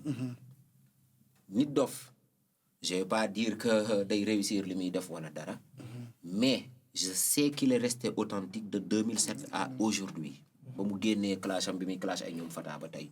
loo ko mënti waxal il est resté dans ses bottes tout droit. et sax xam nga. te mënoon na toog kaaw di joobam wala muy meeg maneem. fii la ñëw di casse chaque jour ñu koy aller retour prison di dugal di génne. au moins quand la population a eu besoin. de voix porteuses et résonnantes. Nit Doff était là. avec plein d'autres artistes aussi. est-ce que avec plein d'autres artistes plein je pense citer plein Nit Doff la ñu wax rek quoi. c'est-à-dire benn problème man laay am fi mu nekk nii xam nga mooy lan. dafa am ay monde hip hop ñu bëggul Nit Doff réussir parce que tout simplement vous êtes en conflit et seen conflit boobu ngeen am. c'est hip hop. ça n'a rien à voir avec la vie sociale sénégalaise. régler leen seen ay problème ci hip hop am ngeen ay micro ak ay studio. boo leen daaxee rab Nit Doff wala ngeen bëgg ko clash ngeen clash ko. mais Fonds des cultures urbaines bii ñu ko jox ak industrie créative. nan ko bàyyi mu doxal ko c'est parce que c'est pour 18 millions de Sénégalais. c'est pas pour les rappeurs kese. DJ yaa ngi ci. ñiy def graphe a ngi ci ñiy def breakdance a ngi ci ñiy def yeneen ak yeneen a ngi ci. est-ce que comprendre nga. pour terminer. yàlla na Nit Doff réussir. amiin ngeen noppi. amiin amiin man aussi foog mu leeral. non bien sûr bien sûr bien sûr ni comme waaw dama ko yéene mu échoué. sànq maa fi taxaw daal ni man maa gën a bëgg. gis ay artistes rappeurs. yoo xam ni dañuy ñëw jël ay postes responsabilité doxal. te réussir laa leen ñaanal quoi. vraiment loolu am la donc Nit Doff buñ sañoon ñun ñëpp mu réussir quoi. parce que sunu ndam la ñun aussi quoi. bien sûr sunu ndam la. bien sûr voilà mais nag bëri na ñoo xam ne jox nañ leen poste responsabilité aussi ñu échoué te ci culture bi lañ nekkoon. on va y revenir gars yi on oublie non avant may dugal publicité Babacar am na loo bëggoon wax ci léegi. ouais sur la question moi je dis que. par exemple Nit Doff am na ay avis yu bëri yoo xam ne. des fois mën nañu ci bañ a ànd. comme yu bëri Nit Doff des fois je trouve que comme on l'a dit depuis tout à l'heure ci plateau bi. Nit Doff kenn gënu ko engagé Sénégal. pour man dafa garder plateforme boobu depuis bi mu ñëwee fii. nekk si bu baax même son yi nga xam ne da koy génne hors période élection. wala projet yi mu génne hors période élection dina ci trouver benn son pour jàllale message. bu askan bi soxlaa dina génne ay son yoo xam ne pour man pour permettre aux gens de voir lan la ñu war a def quoi ci société bi mais c'est vrai que man aussi damay naan des fois. day nekk un peu dans l'excès. par exemple des fois nga gis nit dof mu nekk dans une polémique avec quelqu'un et peut-être il le fait de bonne foi quoi intention bu baax ko ci dox a jug. mais pour man c'est un caractère qui doit régler aujourd'hui en tant que quelqu'un koo xam ne mooy PCA. maanaam pour dajale ñëpp. daf ko war a def. après nag du ñaax ki lee ay yenn problème yi muy am ak yenn ñi maintenant ñenn ñi nga xam ne day clashante ak ñoom loolu mënul ñàkk. parce que moom si boppam bi mu nekkee ci position boo xam ni yorul fonds culture urbaine yi mais da ci doon wax xalaatam. donc pour moi les gens aussi doivent dire leur avis sur la question. est-ce que ça fait que ni ay ennemis wu nit dof lañ peut-être. mais est-ce que dañoo war a nekk ennemi wu Mortalla Gueye. après nag on peut pas dissocier les personnes man bokkuma ñi naan ay nit dof ak Mortalla Gueye bokkul. c'est la même et unique personne. mais pour moi c'est à lui de savoir de temps à autre que si fonction au PCA am. il doit s'élever à un certain niveau pour permettre de récupérer njaboot et il l'a fait déjà avec Dip pour moi. il l'a fait avec Dip. président de la République bi mu faloo lu mu njëkk a wax. réconciliation nationale. après nag on peut pas se réconcilier avec tout le monde. à un moment donné ça devient fake. waaye yow kan nga bëgg nit dof jubóog moom. nit dof couleur. non nit dof yow xam nga. non man xaw ma. deful sax passation de service. mais lan wax non tamit def passation de service. non attention def na passation de service il a préféré garder ça dans la sobriété. def na passation de service. et pourtant non mais il a précisé ça def na passation de service mais il a préféré non loolu amul bañ koo def. parce que passation de service am da cee war a dugalaale ay coups sax. mais il a dit qu'il préfère que ça reste sobre mais loolu am nga ci droit sax. Babacar même si ça reste dans la sobriété tey. est-ce que nga comprendre on doit voir la cohérence tey. pour une personne boo xam ne parce que les gens dañuy def benn amalgame ba léegi tey Nit Doff il était en conflit avec Amdy Moustapha. et ce jour boobu il était obligé de remercier Amdy Moustapha ou bien de lui présenter nan laa ko mën a tuddee sax féliciter ko ci liggéey bi nga xamante ne jot na ko def. est-ce que loolu ñu bëri dañuy jàpp ni c'est un manque de cohérence loolu noonu. non mais loolu da moo ko def pour mu leeral da nga bëgg man moom su doon man su doon man perso dama bëggoon Nit Doff ñëw rek dugal ko ko loolu man la waaye nag la vie cartésienne veut que booy passation de service ak nit nga civilisé mooy ngeen nuyoonte ci jàmm passante ay dossier ci jàmm mu dem tëddi këram yow mi commencé liggéey nga xool li mu fi def baax na ak baaxul bu baaxul bu amee lu ñu war a rectifier ko bu amee loo ko war a toppee nga toppee ko est-ce que comprendre nga soo ko waree féliciter tamit nga féliciter ko parce que nag duñ na am ni Moustapha lu bon kese la fi def dina def bu defee 100 yu bon dina def benn bu baax au moins sax nag est-ce que xam nga mais loolu amul lu ci incohérent lan lañ bëggoon loolu du hip hop ça va passation de service boobu du hip hop. gars yi dañoo métti dañoo bëgg mu extrait rek am waaw. avant ngaa dem pause. man loolu aussi bëgg naa si leeral dara. waaw comme ni mu ko waxee passation de service. c'est le politiquement correct. foofu mënoo fa ñëw wax dëgg du hip hop. foofu maanaam administration la. c'est l'administration. Mortalla Gueye ak xaw ma Amdy Moustapha ñu ñëw di daje. et encore pour préciser gis nga man bokkuma ak ñu bëri avis. sur la question des fonds des cultures urbaines. comme am ñi ñuy wax naan des fois dañuy dóor. mën naa ma mais xam nga la laa gëm. mooy que ni. c'est un fonds qui est destiné aux rappeurs ak ñi nga xam c'est des acteurs culturels ils ont des projets dem nañ fa ils font des lobbying nañ fexe pour moi c'est à l'administration de sécuriser ça mais c'est pas nit yi lañu war a indexer. alors gars yi di leen rappeler que ni ki ñu accompagner ci koor gi ci POV plus yi Touba Xewal la xam nga ma woon leen affaire yi nii fast food yeeg boisson yeeg ak plat yu baaxee ñoomin vermicelle poulet xam nga bu leen intéressé rek pël yeeg mën ngeen woote ci numéro bi ma leen di woon 78 113 70 70 78 113 70 70 ñu ngi Kër Massar rond-point Guy gi bu ngeen leen woowee dinañ leen livrer fépp fu ngeen nekk ci Dakar ak ci Sénégal yéenay xool rek te da ngeen commandé lu bëri nag début bi am na solo bu baax a baax nous allons revenir sur notre sujet Babacar est-ce que dans le temps parce que on parle déjà que Nit Doff war na réussir xam nga bu ko réussirul impact moo est-ce que on a eu des gens yoo xamante ils ont occupé des postes au sein de l'État ou bien ci administration bi et que ils n'ont pas réussi ce challenge-là. En tant que rappeur wala en tant qu'artiste. Bon ils ont réussi ou ils ont pas réussi je pense que Youssou Ndour dañoo def nan lañ koy woowee sax dañoo changer gouvernement ñu tëbal ko jëlee ko d'abord ci tourisme bi changer ko def ko ministre conseiller de façon très diplomatique après changer ko bon on peut dire que espérance yi président bi amu ko fa. Est-ce que moom kese la non. en fait man fi may bañ ñu yóbbu débat bi. moo ñu jël casquette c'est vrai que nag quand tu es artiste dañ lay xool. mais bu ñu fàtte ni aussi que ni moment bi ngay dugg ci administration bi c'est vrai que casquette artiste bi am na lu mu la yombalal. mais ki la fal dafa jàpp ni liggéey bi mu la sant moom nga koy defal. foofu pour man c'est pas ton caractère d'artiste qui intervient même si mën na lay amal njëriñ. parce que par exemple Nit Doff aujourd'hui en tant que PCA. il peut utiliser de ses relations pour mieux définir sa politique. à côté de son directeur. donc oui am na pour moi précédemment ay nit yoo xam ni faloon nañ leen ça n'a pas toujours bien marché mais ça a marché avec qui au Sénégal finalement. Sénégal xanaa secteur yëpp ñeen fan lañ fa ñeneen te gisuñu fa résultat ba léegi après tout à l'heure il disait une chose. artistes yi pour moi man dama jàpp ne artistes yi. war nañ gën a mën a sax engagé wu politiquement et génn même cadre militantisme bi seul.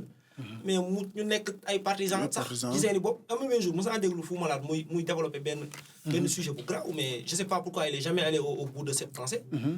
un parti politique du rap la moo ëpp li mu formé ak la moo ëpp li mu am impact à un moment donné parce que man je suis éternellement tanné dans ce débat pour dire que les cultures urbaines au Sénégal bu ñu ko tropicaliser basculent beaucoup plus aujourd'hui aux côtés de la lutte que du rap lamb ji moo nekk di gën a récupérer jamono ji que rap bi parce que moom la nit ñi di gën di topp lamb sax ñun ñëpp gis nañ ko weeru koor gii nii ñoom rek la ñuy invité ci plateau télé yëpp parce que ñoo yor affluence bi sauf POV. waaw sauf POV na leer ah. donc c'est pour dire que rap bi pour moi war na reconcentrer waat ay objectif am pour fi mu nekkoon ci jeunes yi mu gën fa nekk c'est vrai que mu ngi ciy nekk ba léegi mais pour man mu ngi perte dynamique mais tey xëch tey Babacar moom il doit dire les termes tels qu'ils sont ñi ñu fal dañoo échec. mooy ñi jotoon a fal. dañoo échoué. Youssou Ndoye laa échoué mu tax yàggu fa. yàggu fa fan ñu raxas ko ne ko demal mais nag bu ñu jàpp que ni peut-être ci musique bi kese la quoi. même tey Oustaz Alioune Sall am na lu ñu ko faloon su ma juumu la. mais Oustaz Alioune Sall tamit yàggu fa. donc du ci rap bi kese quoi. moo tax li ma wax sànq rek buñ di jox ay postes de responsabilité par casquette quoi. warul nekk affaire de casquette. ma nekk affaire boo xam ne nit ki mu leer na ni lii nga koy jox mën na ko doxal mais pas casquette bi nga sol moo tax casquette bi nga casquette d'artiste léegi casquette d'artiste boo xam ne nit ki da nga ko xam Sénégal yëpp xam nañ ko parce que Youssou Ndour day way ñëpp xam nañ ko ñu ni non comme moom mooy roi mbalax bi rek mën nañ ko jox investisseur la am na lii am na fa lañ faloon Youssou Ndour ministre de la culture. non avant loolu su ma juumul Youssou Ndour. culture tourisme lañ ko njëkk a def. culture ak tourisme lañ. culture ak tourisme jamono ji moom lañ boole woon. période boobu noonu tourisme bi plus. tourisme bi li tax ñu intégré ko ci. c'est parce que dañoo jàpp ni que ni Youssou Ndour nga bëgg ko nga bañ ko amul kuy jàng tourisme jamono ji Sénégal te Youssou Ndour mënuñ koo yóbbu et man gis nga man.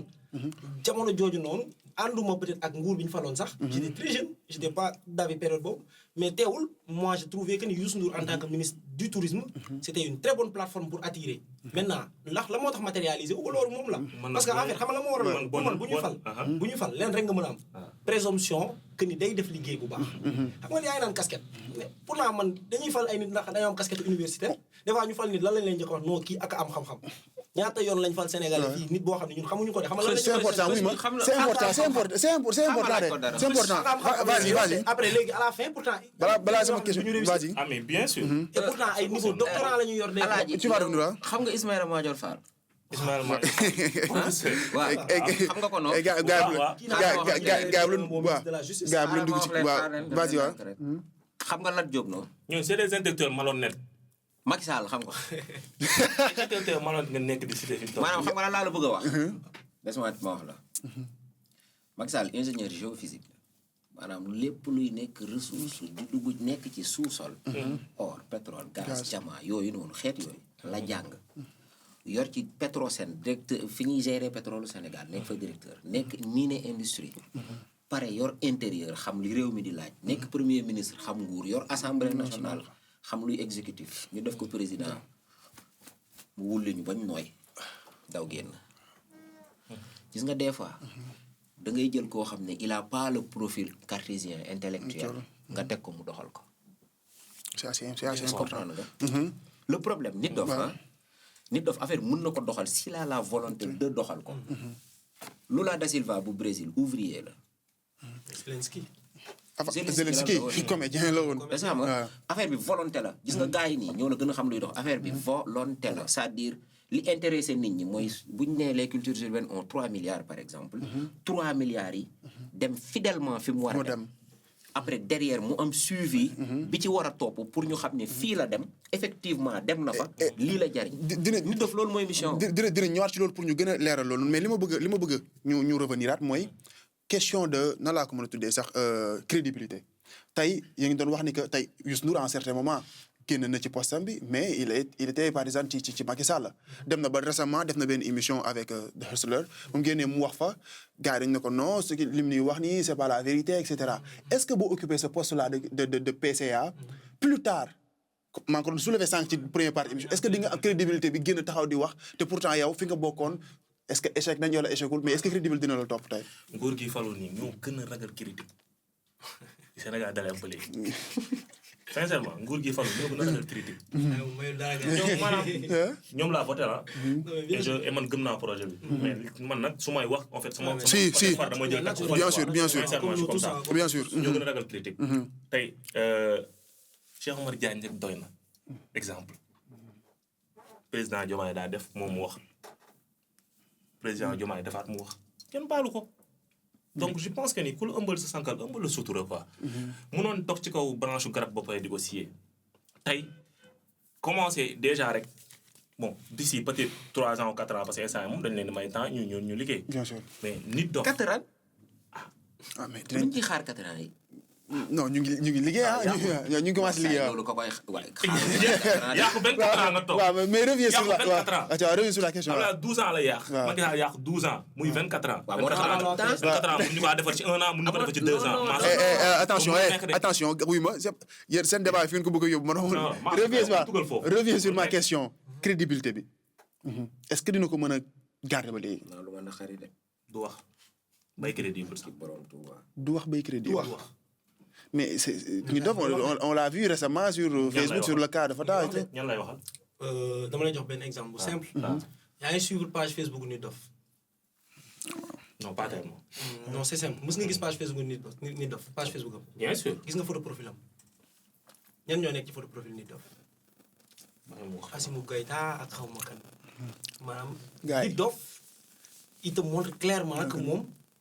ñee le style révolutionnaire qu'ils ont moom si la placé wu au même moment on a un président qui a été désigné en tant qu'ambassadeur bi nga xam ne moo war a dox diggante CEDEAO maanaam il garde sa liberté d'expression Nit Dof c'est-à-dire du nit boo xam ne da nga koy tënk après je dis pas que ni nag ci loolu lay continuer loolu exemple rek bu ma la doon jox la pour moi loolu c'est symbolique xaw ma ndax moom il laa def daf ko def de façon exprès ou pas mais loolu c'est symbolique c'est-à-dire quand yow en tant que rappeur ñu fal la nga nekk ci administration boo xam ne aligné woogul si benn côté de façon très diplomatique nga ñëw yow ngay osé di ko def man de waa nga doon damay jékki-jékki romb page Facebook Nit Dof mais Nit Dof mii li am bii du ko changé parce que man par exemple je suis pas d'accord avec ça parce que dama jàpp que ni amaguñu Sénégal aligné wul foofu pour le moment ba nga dem di ko fa def donc ku la mën a defal loolu pour man mu ngi lay woon signal ni man kenn tënkuma loolu benn la ñaar mooy li ma wax sànq ci début émission bi man pour man foofu la ñuy xamee nag dëgg l'engagement vrai de Nit Dof bi mu yor nag depuis des années ça aussi il faut l'accepter mooy que ni Nit Dof ak ku fi mënti ñëw def na loolu et en plus Nit Dof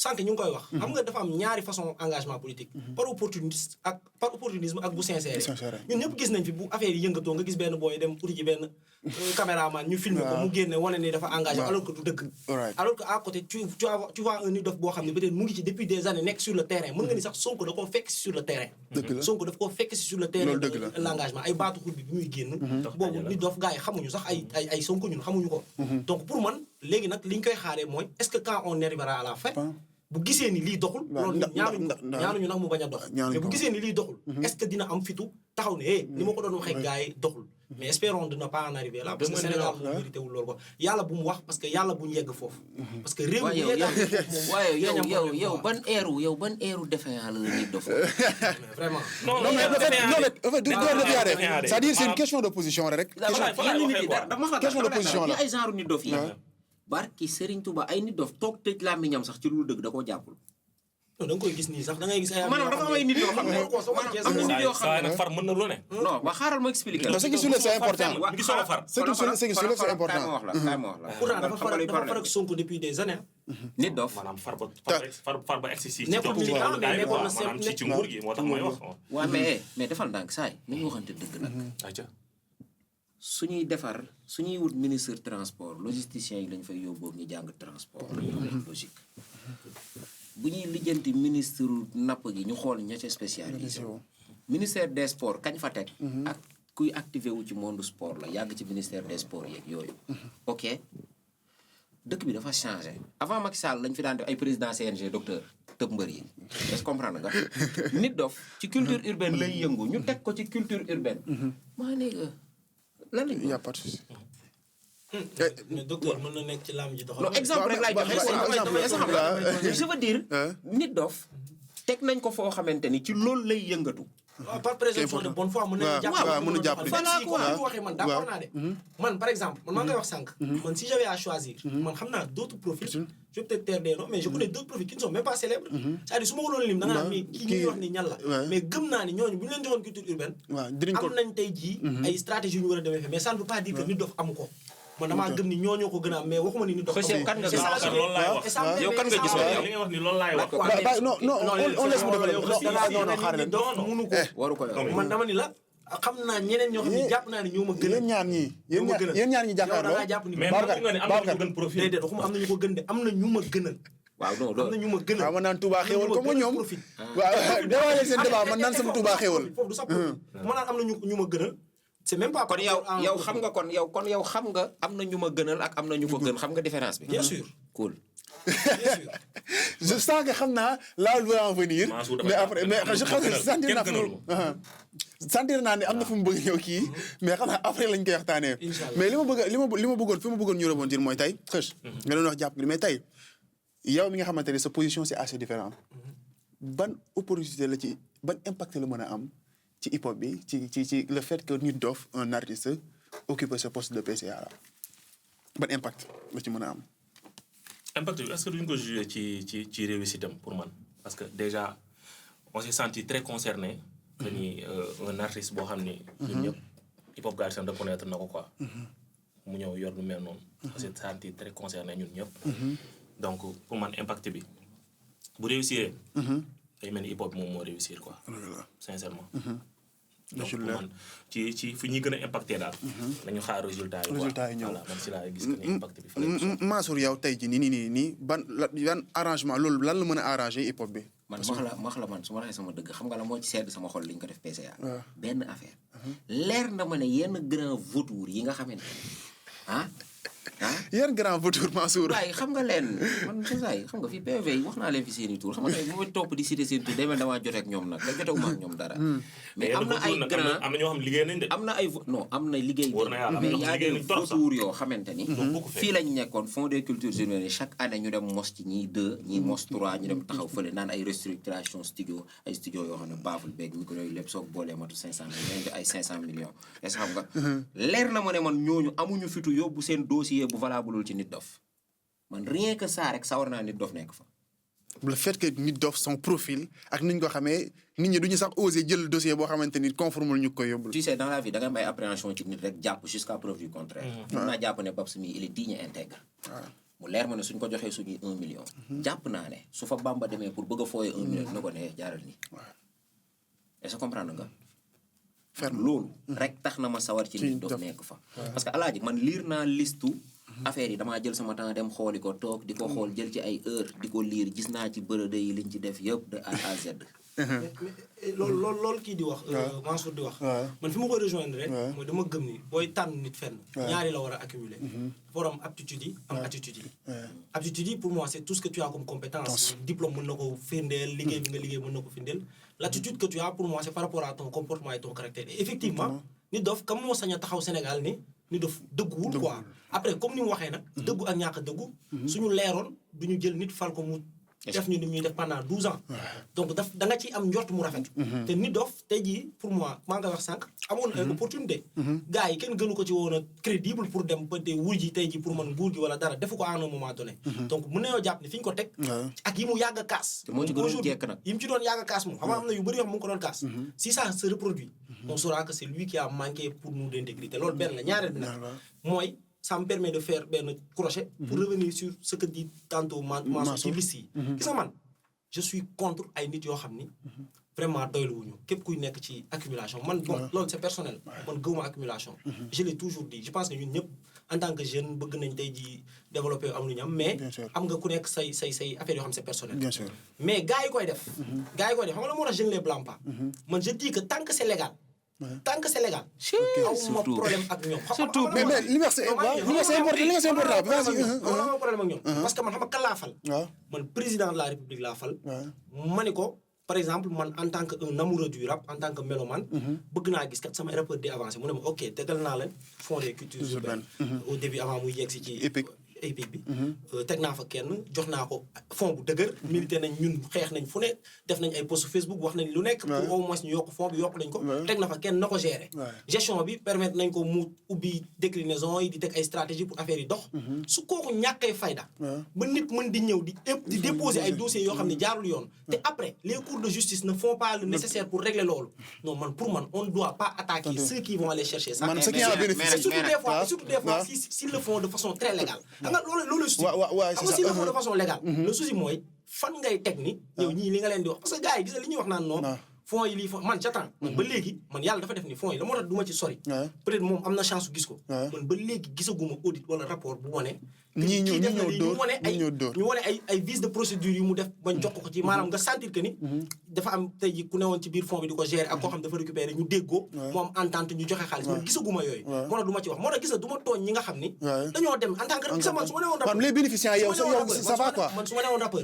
am possibilité fonds yi chaque jour ma dem ñu jox ma ci 2 millions 3 millions dama koy def léegi nag après xam nga fan mooy problème bi est-ce que bu ñu ma ko joxee dinaa ko dugal ci rap bi wala rap maasu nag loolu lay casse depuis ça léegi loolu nag pour man c'est à l'autorité de faire le suivi c'est pas pour rien que ci genre agence yooyu noonu wala genre direction yooyu muy am des gens qui doivent suivre le projet dem xool Mansour pose ta question xam nga laa bëgg a wax gis nga li ngay wax nii par exemple li nga ne boo amoon possibilité di nga dem ñu jox la même man nii su ma amoon possibilité damay déposer ñu jox ma loolu c'est une chose ñu jox la après li nga ci teg moo important est-ce que di nga ko def fa nga ko war a def mais xam nga fan la problème bi nekkee gars yi dañoo yemul ci déposer ñu jox leen dañoo déposer ñu jox leen ñu wengalu surtout pimpi bu Géejawaay mu wengalu ndànk wutiwaat beneen dossier joxewaat ñu joxaat ko mu tëb barrière bi wuti beneen dossier joxe ñu joxaat ko ci même année muy ñett dafa am législation buy tere nga jot ñett man je veux voir ces choses en fait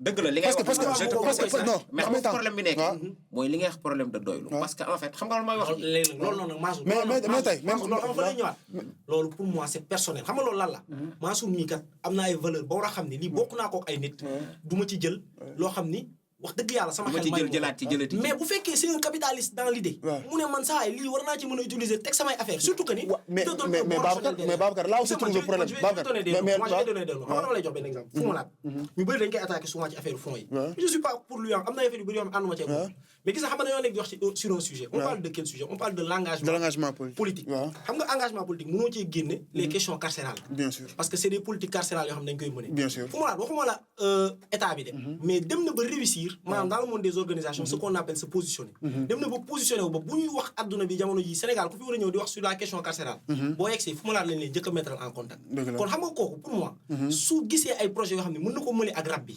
yóbbu ko foofu noonu mais daf koy def tout le temps parce que opportunité la fay gis léegi xam nga man pour man la mooy essentiel bi ki ñu fa fal mu am assez de rigueur bu ko jaree comme ni ko Mansour waxee mu imposer ñu dugalal ko ay règlement yuy tere nga am yenn nombre de fois yoo fay jaar encore une fois xaw ma ndax jël na wala jël nombre de fois mais je dis que pour moi c'est aux autorités te nit dof ci loolu lañ koy xaar man personnellement j'ai le temps dans ça j'ai le temps ci ñett yi man j'ai le temps à que mu am une bonne vision bu ko mën a permettre mu teg ay bases yoo xam ni affaire yi nekkatul ay séddale benn ñaar que mu indi plus de rigueur dans la distribution ci affaire yi mais surtout dernièrement bi financement yi pour moi ça doit être des financements en cascade qui doivent permettre ngay mën di suivre projet bi c'est important nga xam ni kii kat jox étape bi lii la ma laajoon 1 million ok ñu topp la nga def 1 million yi mu normal et puis mu bañ a yam nekk seulement financement en cascade boo xam ne dañ la koy jox nga jël ko dem sa courage non nga war a am redevabilité mais Sonko le président le premier ministre mu ko doon wax ci ADPME mais tey au fait le problème qui se pose redevabilité amu ci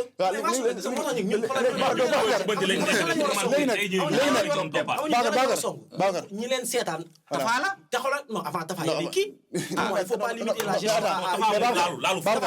Babacar le problème de Mansour je le comprends au fait il y a deux sortes de bénéficiaires en fait mooy ki nga xamante ni c'est lui qui va rédiger le projet dem déposer ko mais en vrai c'est pas lui le bénéficiaire en fait ki nga xam ne ñan la ñi tax mu bind ko ñoo ñuy bind léegi nag bu ñoo ñu génnee taxaw di wax est-ce qu'il y a pas problème. léegi Bamba léegi Bamba moo xam benn affaire lu gën a garaaw lu gën a garaaw léegi lu gën a garaaw Babacar. waaw non du rapport la personne ne parle de rapport waaw la les acteurs culturels ne sont pas des artistes. si pour ñu gars yi bañ a jaawale on parle pas seulement que des rappeurs. am naa liste bi si tu peux mais donc partage ko waay. parce que bëgg naa xool vraiment non liste bi li gars yi di wax. ñi yor liste bi s'il vous plaît. am na benn soit vous publiez ça soit vous nous l'envoyez s'il vous plaît. ñu financé ko femme boo xam ne bokkul ci acteur culturel yi bokkul ci. lu mu doon jaay. glace la woon jaay. waaw mais foog ñuy seddal xol rap yi. ñu financé ko mu dem jënd yeneen frigo dolli ñëw teg. baax na de. déjà yaa ngi wax ci bind projet bi. di seddal comme Touba xewul kay. waaw xaaral li ma bëgg a wax mooy maanaam sànq ñu wax ci bind projet yi. sànq yaa ngi wax ci bind projet yi. Babacar tu fais pas mon émission. Non, on laisse qu'il développe. Bamba yaa ngi wax ci bind projet. Développe li ma wax c'est important. déjà am na lu gars yi teg mooy maanaam. glace baax na de. day seddal Touba xewul. Mansour bàyyi glace gi. wala biir bi di génn di attention. maanaam tey ci bind projet bi. day laal 10% pour lan. ah mais nag man xës pour man. kuy bind projet yi. mais pour man nag xës. ñoom. waaw léegi xës kurunaay. waaw ñoom ñuy bind projet yi. kurunaay ñan la. kurunaay ñoom. su weesoo bind projet bi. bu ñu la financé ñu laal seen 10%. te tey dafa am loo xam ni moom la ñu tuddee je sais pas xam système de parrainage la xaw ma. mooy maanaam soo bindee sa projet. maanaam sa structure xamuñu ko. duñ la financé. donc il faut nga parrainer ko benn maison culturelle bu fi nekk boo xam ne am na tur.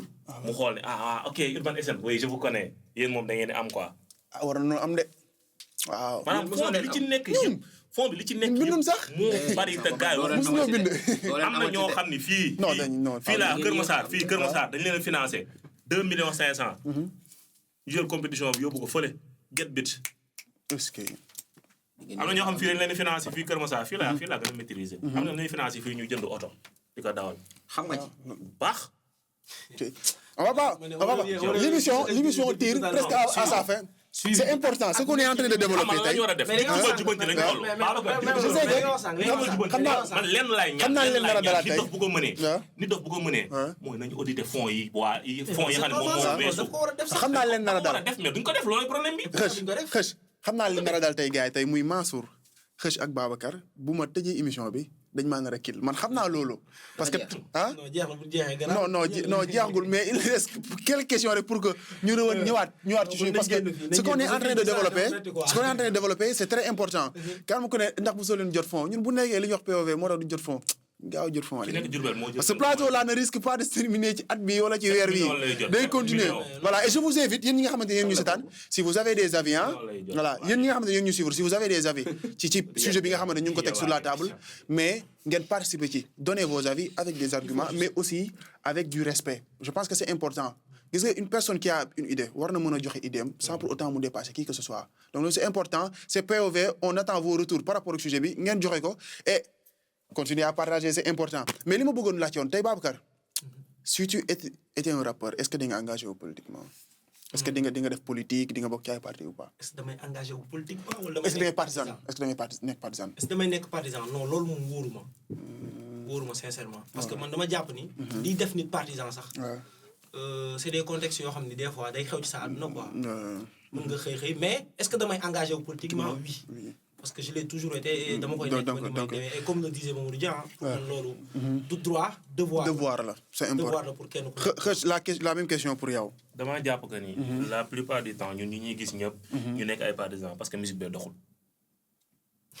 musique bi amul xaalis léegi gars yi dunduñu mais xam nañu politique am na xaalis parce que politique yëpp fa lañ xaalis politique lañ ko yóbbu quoi bon dans les années qui sont passées quoi xaw ma nag lii ñëw ba xam noonu lay demee quoi mais li doon dugal gars yi yëpp ci biir partisanerie mooy dañuy fexe ba mën naa ci lekk su ma xeexee kat bañ yegg dina ma jox benn ndombal tànk ma gérer parce que musique bi doxul mais tey bu la fekkoon Bamba nga nekk di tourner ci ay festival sa musique di dox ngay am xaalis doo tala dem naan yaa ngi militer ci ay parti ba fay jël ay position wala fa am yenn ndombal tànk parce que musique bee doxul nangul naa la Mansour la même question pour yow man ne dérange wu ma sérieusement ça me dérange pas quoi c'est-à-dire mooy lu ma la wax sànq ñi politique gu ñu en fait ils font pas de la politique xam nga ñan ñooy politique ñi dem nekk ci ay parti di ci militer di dem ci ay meeting Nekk- ay réunion nekk ci ay plateau. ñii dañoo xool dëkk bi am fu mu nekk doxul ñu dëkk di kaasal peuple bi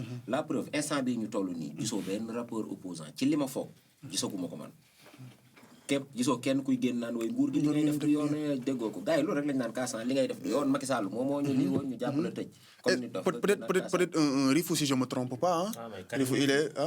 Mais Karim, c'est un ex. C'est un ex. Est-ce que c'est un Est-ce que c'est. C'est pas un Ouais, non, Rifou, c'est pas un partisan, mais en ce moment, il C'est fait. un militant de la c'est un- politique depuis. depuis. Il vous donne le beurre, qui il Ouais, était ouais, là. il était là, Rifou dafa bien nekk sûr. di kaas. Bien sûr. Non, non, non, je me poser juste la question. Question, il là, quoi. Voilà. ci gouvernement bees bi Des fois mu gis lu dul yoon mu wax ko. ah Rifou moom la ñu yóbbuwoon pare mu génn changé mais question bu pare boobu noonu. dañ ciy wax wala. Non, non, non, non. non. dañ koy bàyyi. Ah, parce que man question bu pare boobu par exemple. Ouais. je dis que si contexte bi. xam nga dañuy wax habitude di wax ne. maa ngi jégalu nag. non non t'inquiète. parce que dafa ñëw ci contexte engagement bu baax a baax. non dafa nekk ci engagement bi. dañuy am habitude ne. gars xam naa ne doyul mais waaw mais on va faire benn tour de table xoolal équipe technique bi may leen ñu benn 5 minutes bu dëgg rek ñu wax ci loolu noonu mais voilà ok par exemple si question boobu y a eu une période boo xam ñun ñëpp gis nañ ni dëkk bi dafa yëngu. politiciens yi di teg seeni stratégie. ñu gis Macky Sall woo ay rappeurs yoo xam ne dañoo newoon ci benn activité bu ñu doon def mu ñëw recevoir leen. y a eu des polémiques qui ont fusé de partout ñenn ñi d'accord ñenn ñi bañ. man par exemple moi je suis très mitigé sur la question parce que xam naa ni Macky Sall ba mu koy def man si je juge l'homme amu ci benn intention bu baax ñun ñëpp xam nañ loolu. li mu ko defoon c'était pour utiliser la casquette de ces rappeurs là. bien sûr leur image pour des rappeurs yoo xam ne ñoom ils sont juste dans la critique c'est-à-dire dëkk bi metti na. ñu ciy kaas. suñu amee moyen ak expression wu dem wax ko loolu président bi ci kanamam. si c'est sincère man pour man tous les jours je les encourage à y aller. après lañ fay def nag pour man loolu seen bonne foi la wala mauvaise foi mais en fait dafa am lu may bañ loo xam ni. malheureusement Sénégal dañ koy gis souvent. te dañoo dem ba commencer koo normaliser. mooy bu rappeur wala ay acteurs culturels duggee présidence wala palais nit ñi di casse comme si loolu du yoon. alors que pour man ils ont le droit en tant que des citoyens bu ñu leen woowee surtout. moment yi fay dem yëpp du ñoom ñooy demander audience. c'est le président qui les appelle ñu daal di dem. léegi nag man xam nga la mooy problème bi pour man la mooy contenu lañ fay def. parce que lañ fay def ñoom bu ñu nangooy ñàkk fayda ba ñu politiser ko. man pour man ñàkk fayda mënul weesu nekk ci mouvement bu toll ni mouvement wu rap. ñu diri leen yóbbu leen ko foofu. ba pare nax leen di leen politiser. xëcc après ce sortie là yow quelle a été ta réaction yow. maanaam man Babacar. li nga wax rek man je suis pas contre le fait que parce que gëm naa ni fale kër ñëpp la ñëpp fa war a mën a dem. ni fa oustaz yi di demee jànkatu daara di fa demee ñeneen fa dem noonu fa rappeurs yi war a demee. sincèrement quoi mais ci contexte bi ñu dem mooy problème bi. maanaam on parlait de 3e mandat. mais est-ce que bi leen di invité ci caractère politique. on laisse qu'il termine waaw. foofu mënuma ci dara quoi mais bu ñuy wax ci wàllum 3e mandat gars yi di casse. ne non instant rapport dañoo war a génn wax gars yi commencé dafay son di casse. yéen ñu woo leen ngeen dem. moment boobu noonu pour man c'était pas le bon moment. bu ñu waroon dem wuy ji. mais nag war nañoo war a mën a parce que Mansour ce que Babacar a dit que mu ne est-ce que ci caractère politique la ñu woowee mais jamono jooju noonu ku wax yàlla waxal ni que la population souffre de telle sorte que ñun ñëpp xam nañ que en ce moment nii si le président ou un membre du gouvernement t'appelle mais c'est pour user de ton image est-ce que yow jamono ñu d'accord nga ni gars yi waroon nañoo dem palais et cetera affaire non mais en fait il faut nga sax xam ne instant boobu fi réew mi toll. la ruse gouvernementale voudrait que. ñi ngay woo ñuy ñëw nga bañ leen wax politique. loolu moom xool il faut être vraiment teubé pour nga bañ ko comprendre quoi. day sax xam nga. effectivement li Babacar wax dëgg la kenn woowu leen ci politique. Macky du leen woo naa leen carrément politique. mais dañoo am loo xam dañ koo xam Sénégal. mooy nguur gi am na fu muy toll boo ko sësee ci mur bi képp ku mu woo nga ñëw seet si ko. xam nañ fan lay orienté ay négociation moom ak yow. je dis pas que bañ fay génn dañ leen jox ñu mos. mais tout laisse à croire ak seen ay réaction après bi ñu génnee. virulence bi ñu àndaloon le cas de Rifou par exemple. virulence bi mu àndaloon avant muy gis Macky ak bi mu gisee Macky dafa soppeeku. à quel moment de la vie tu vas me faire croire que mosu fa dara du ma la gëm. parce que man damaa gis ne Rifou mii dafa tàngoon xol naqari deret. comme maire Grasse bi muy wax rek xam naa da koo fekk pale. ñu laal ko ci bu dëgër. waaw xam naa mu boole ko genre yi. Touba xéwal yi. waaw yu naan ko génn gi set mag. loolu la mu def. c'est comme Guy Marius Sagna rek safara bi mu àndaloon. ay safara boobu léegi day. la àndal ba tey. mais on va clôturer l'émission avec cette question est-ce que tey tu vois des rappeurs engagés yoo xamante ni vraiment ils s'engagent même pas nekkul ci politique bi mais sur d'autres sujets yoo xamante ni ça touche la population nii. waaw parce que par exemple boo jëlee Fou Malade. sérieusement man xam nga man moom Fou Malade moom bokkul samay. non sa gaañ la pourtant mais il est engagé. ak contenance bi nag lu mu mënti doon. il montre de l'engagement. il s'active dans la vie sociale de Guédiawaye par exemple. mooy ay ji hip hop affaire yooyu. il est engagé. Après, si c'est un engagement de façade, le débat peut être ouvert. Ok? Et les rapports yu bees yi. Non, rapport yu bees yi dama lay wax nga baal ma mais génération yu bees yi nii. maanaam dañ maa wanagul sax ne seen xel yi gaañu xeexal population bokk na ci. je me retourne vers parce que suñu temps jot na xës yow ci rappeurs yi gis nga ci yoo xamante ni ils sont engagés et que même bu dul nekkul politique bi sax ils sont engagés ci d'autres sujets. Xul l'absolu ban génération lañ koy boole. bokkul fii de ay ñoom ngaaka la de. ngaaka jamono jooju na waaye. génération. C'est un boy engagé quoi. C'est un boy très engagé. Ah non kon génération ay Samba Peuzzi BMG la kon. waaw non mais bi muy commencé hip hop en fait bi muy commencé hip hop. C'est un boy très engagé. waaw il est engagé il est très engagé. bu fekkee génération bi lañ koy boole moom gis naa ni peut-être moom mooy signe bi nga xam ne moom laa gën a gis bu fréquent ci engagement bi quoi. mais tey kii dafa lay wax lu am solo maanaam engagement citoyen bi nga xam ni artistes yi dañ cee nekk kay. tey on peut citer Leuz Diwane ji il fait de très belles choses à Mbao. voilà c'est loolu engagement citoyen. waaye Leuz mu ngi def liggéey bu am solo. donc bokk na ci nga xam ne pour man tey artiste da nga war a am engagement citoyen moom loolu pour man c'est forcé quoi parce que l'art de gérer la cité c'est une autre forme de politique boo xam ni nit ki daf ko war di def tàmbalee ko ci gox bi nga dëkk après nag nga mën a s'engager jusqu'au plus bas strate de la société loolu c'est important Babacar loo ban rappeur nga gis ni nii il est engagé ci dox bëri naa man rappeur yu bëri damay gis ñu engagé je cite Gueule Mort par exemple buy def li tax ñu naan rap delloo communauté bi give back to the community tey da ngay gis day def sax ay tournées dans les écoles affaire yooyu noonu Samba Peuzzi qui est très engagé dans la vie sociale mais aussi dans ses sons contrairement à ce que ñu bëri di bañ Samba Peuzzi damay jox benn exemple et c'est pour terminer Oulala son Oulala man je dis que ni gisuma son bu ko gën a engagé te pourtant moo ko waxee mën na indi problème la plateforme n'est pas peut-être hip-hop mais le contenu est très hip-hop ay firi rek bàcc il te raconte en fait le quotidien de ku dëkk jàmm gën après nag yow fekkee dance bi dafa la yóbbaale ba jëloo sa temps nga xool li ci nekk c'est comme quand disait Canabasse dance li ma lay jox bu xóotee yamale koog say cër mais xaw ma boo kiwee soobul ci ne xaw ma ban son la loolu mais des fois la plateforme elle peut ne pas être engagée mais gis nga le texte soo jëlee sa temps nga déglu ko di nga xam ni kii c'est un engagé au moins dans sa vie sociale et Samba Peuzzi muy ay yoole muy yooyu yëpp dala doon wan ni que ni c'était quelqu'un qui était fier de venir de jàmm gën imposer wu après dem léegi la moo tax nag booy engagé wul man pour man booy ils ont juste compris l'autre façade du rap mën naa la ko sànq rap dafa dem ba instant mu nekk capitalisme booy dañoo sonn bëgg ci génn man du ma leen interdire le fait que ñuy saa waay engagement bi fayul engagé daw dépassé fayul quoi comme ni nga saa sànq moo ne ko ndax gars yi bu njëkk ñu ngi ci doon génn mu ne ma génnuñ ci engagement daal xam nga loo ciy gagné respect gars yi di nga am respect peuple bi dinañ la sant dinañ la gërëm gis nga engagement bi fayu la par weer mën na la fay nag ci d'autres méthodes. mais Mansour Dip lu muy def. non quand je dis engagement non waxee wu ma foofu rek. Dip mais dans la foule waaw fan laay waxee. dans la foule nga tàggalu nga kii woon nga tàgg. non fan laay waxee engagement bi fayul. c'est-à-dire quand tu restes juste dans l'engagement naan communauté bi. fais ta musique commercialement gagne de l'argent. engage-toi dans la vie sociale c'est-à-dire.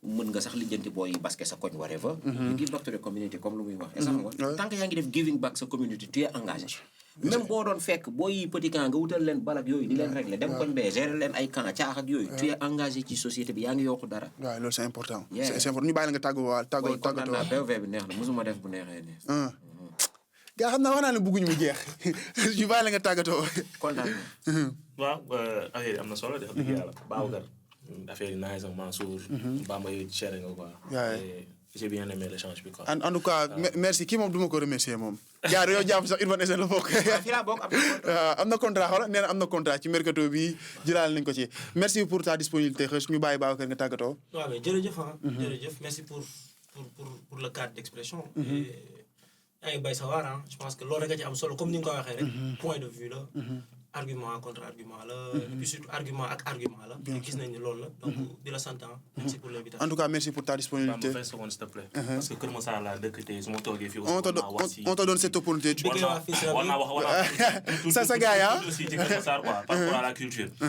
rapport à la culture li ñu yàgg di kaas rek. Reconnaissance par rapport à nos maires. On n'a pas besoin de maire star. soxla ñu maire rappeur. maire bi ñu soxla mooy bi nga xam ne moom mooy taxal population mooy ni liggéeyal maire boo xam ne bu 31 décembre jotatee.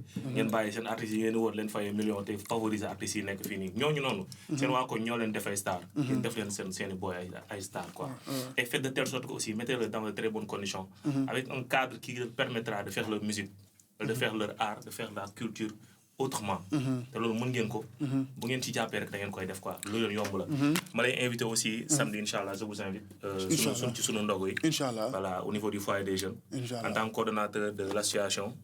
bëgg naa aussi ngeen ñëw ngeen bokk ci échange yi. parce que on va parler de Kër Massar. de ses enjeux. mais aussi surtout de Mbëbës quoi. Inch'Allah. qui est benn bombe boo xam daf fi nekk di nelaw quoi. Inch'Allah mais am na Touba xewal rek. day jaar. bu ñëwul du ma ñëw moom. après ñu seeti ko. après wis mu yóbbu ñu seeti ko. am na solo de ah alors gars yi c'était tout tey pour suñu émission POV plus di leen wax ne que wax leen seen xalaat ci commentaires yi mais toujours dans le respect di leen wax ne que Babacar bàyyi leen xataraayu bi. Babacar dip moo mën tubaab. dip moo mën tubaab. non man kii sax dama ko posé benn question. waaw j'ai jamais dit. on est revenu en tout cas Badzo DTN moo gën a technique bi dem. bàyyi leen ma tàggatoo balaa équipe technique bi di ma dóor gars yi c'était ça ah tey POV nii la que ce soit Face Rap que ce soit Urban SN nous sommes tous de la même famille en fait il faut toujours comprendre que ñun ñëpp ci benn côté bi lañ nekk kii nekkul ah vas-y ah. mën nga may 30 secondes. waaw putain. mais c'est bien de préciser que Face Rap c'est un groupe de mélomanes dont Urban SN si boppam da ciy bokk en fait xam nga pour man la moo tax amalgame média non en fait c'est pas pour mélomane la boo xam ni am na kuy xataraayu am na kuy jooy am na kuy ree am na kuy mbalak am na kuy saaga am na kuy lii mais à la fin comme je l'ai dit tantôt c'est un groupe de mélomanes c'est-à-dire c'est des gens yu yeewu jël seen téléphone dugg ni artiste bi duggee ci studio bi def son ñu dugg suñu YouTube déglu son bu ñu neexee ñu ne lii ñu apporté y a d'autres qui font peut-être des analyses ku mu neex nga yow yaa xool nan ngay exprimer pour man nan ngay dégloo son mais à la fin pour moi il faut éviter ñu naan Urban SN non Urban SN pour man membre entier la biir Face Rap comme ni ko képp kuy dund rap rek di ko nekk parce que c'est un groupe de mélomanes à la fin c'est pas une structure. voilà kulunaay. Massou. tu avais quelque chose à ajouter. voilà donc je disais voilà donc loolu man bokkuma Urban SN. waaw ñiy dem Face Rap man bokkuma Urban SN. non sérieusement je blague pas. mais doo membre Face Rap. du ma membre Face Rap bokkuma Urban SN. laaloo kii bi. laaloo demande d'âge bi. Urban SN duggoon naa fa man. astafurlah xaaral ma wax la man duggoon naa Face Rap. dama lay wax man page yëpp laay seetaan. nekkoon nga membre quoi. duggoon naa fa di xool yëpp xam nga moo tax ma quitté. xam nga tax ma quitté. parce que dama gis ñoo xam ne ay admin lañ fa. c'est-à-dire dérangé wu ma ku nekk ci mbedd mi di wax ay waxu doxam garaawul dérangé wu ma. mais su ma gisee koo xam ne leer na ma gis contributeur star wala admin ma gis ngay bàyyi yenn yi muy passé wala ngay def yenn poste yi damay quitté. portons le débat sur le débat pas sur les gens sur l'image des gens. wala yooyu noonu. voilà leen maintenant c'est important c'est juste une parenthèse est-ce que comprendre man moom xam naa lii dinañ ko daggal ci prévious bi ñuux ko ci bande annonce bi gars yi dawati ouais c'est pas mais à chaque fois je vous invite de regarder émission bi ba mu jeex tàkk ngeen comprendre contenu bi nga xamante ne moom la ñu waxtaanee donc bu leen yam rek ci ay daggetu émission et c'est important pour encore terminer nous sommes tous ci même côté bi ñun ñoo bokk li ñuy xeexal donc dans le respect nañu liggéey ensemble ci loolu laay ni woo donc c'était tout pour aujourd'hui di leen wax ni que bu leen fàtte ni Touba xéewal mooy jaay yu baax yi c'était POV plus ak Urban SN on se donne rendez-vous ci beneen POV plus ciao